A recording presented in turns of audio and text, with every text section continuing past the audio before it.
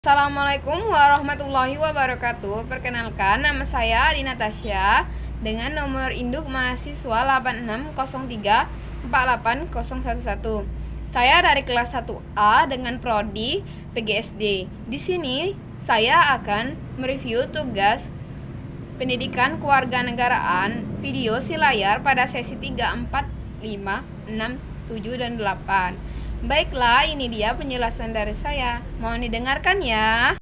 Sesi 3 menjelaskan tentang bagaimana ketahanan negara dapat diwujudkan. Poin yang paling penting dalam video ini meliputi 1.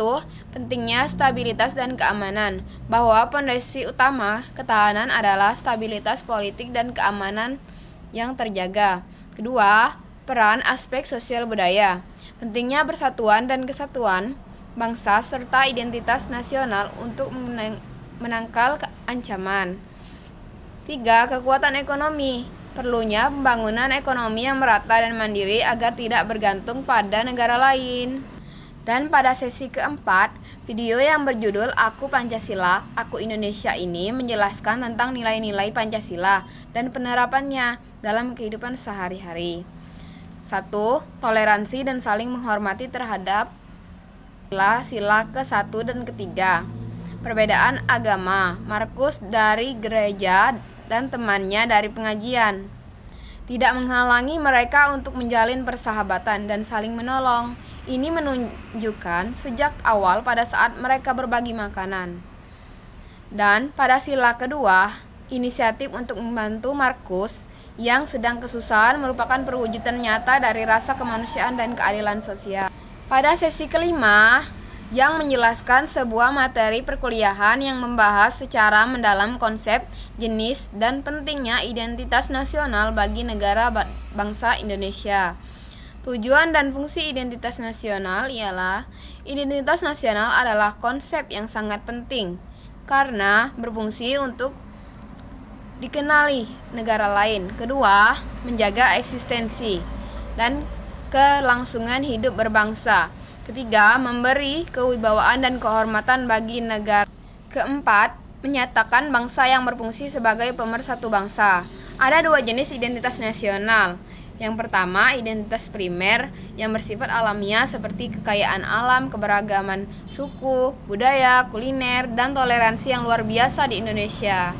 2. Identitas sekunder. Identitas ini dibentuk berdasarkan hasil kesepakatan bersama dan munculnya sejak masa kebangkitan nasional tahun 1908 dan berpuncak pada proklamasi kemerdekaan 17 Agustus 1945. Pada sesi ke-6 yang berjudul Hak dan Kewajiban Warga Indonesia. Video ini berisi 1. Hak warga negara Indonesia. Hak itu apa sih? Hak adalah segala sesuatu yang harus diperoleh setiap warga negara yang dijamin oleh negara dan diatur dalam Undang-Undang 1945. Ada hak yang paling penting seperti hak kesamaan kedudukan di mata hukum. Ini terdapat pada pasal 27 ayat 1. Kedua, hak kehidupan yang layak. Hak ini terdapat pada pasal 27 ayat kedua. Yang ketiga, hak berpendapat dan berserikat yang terdapat pada pasal 28. Yang keempat, hak atas pendidikan. Ini terdapat pada pasal 31. Yang kelima, hak asasi manusia atau HAM.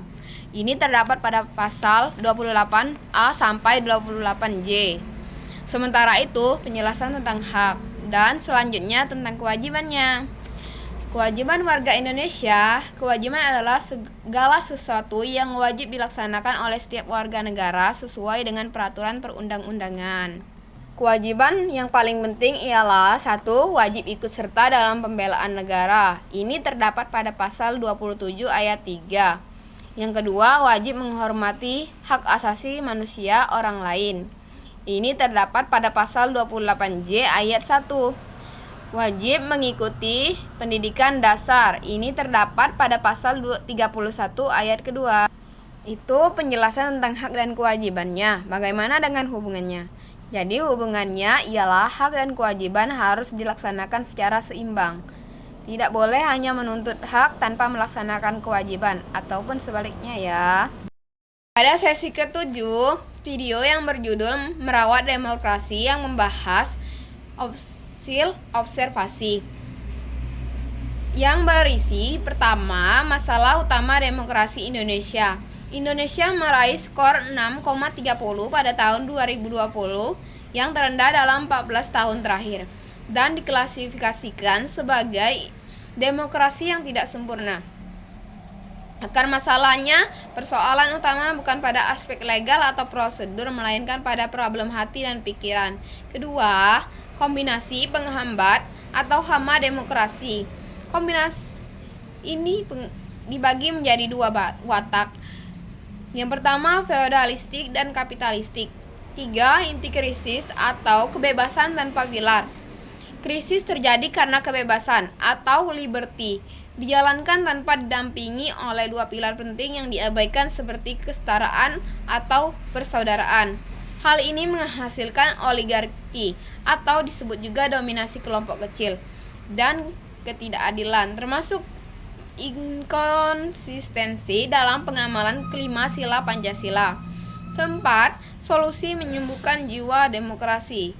Tujuannya mengembalikan politik sebagai seni mulia mengelola republik demi kebajikan kolektif. Aksinya diperlukan penyembuhan sisi kejiwaan demokrasi melalui penguatan budaya kewarganegaraan atau civic culture. Sesi ke-8 yang berjudul Governance membahas konsep tata kelola atau governance dan perbedaannya dengan pemerintahan, government, serta bagaimana konsep ini penting untuk menyelesaikan masalah-masalah publik. 1. Pergeseran konsep. Dari government ke governance, masalah dan tantangan publik seperti kemiskinan, korupsi, dan kerusakan lingkungan seringkali tidak cukup diselesaikan hanya oleh pemerintah. Yang terlibat dalam governance ialah aktor-aktor yang terlibat meliputi 1. Pemerintah, 2. Organisasi masyarakat, 3. Sipil, 4. Masyarakat adat atau komunitas, 5. Sektor swasta. 3. Pilar utama good governance atau tata kelola yang baik. Konsep ini diarahkan untuk menciptakan kesejahteraan dan pengambilan keputusan yang lebih demokratis. Terdapat 3 elemen pokok dalam good governance, yaitu partisipasi, transparansi, akuntabilitas. 4. Dampak dan praktik governance. Governance dianggap sebagai konsep ideal karena 1. Membuka ruang yang luas bagi keterlibatan publik. 2. Mendorong tumbuhnya kewarganegaraan aktif. 3. Governance pada dasarnya berbicara tentang bagaimana kekuasaan dikelola dan bagaimana suara publik didengar untuk menjadi bagian penting dalam penyelesaian masalah-masalah sosial. Itu saja penjelasan dari saya. Sekian dari saya ucapkan terima kasih. Semoga membantu sama ya. Wassalamualaikum warahmatullahi wabarakatuh.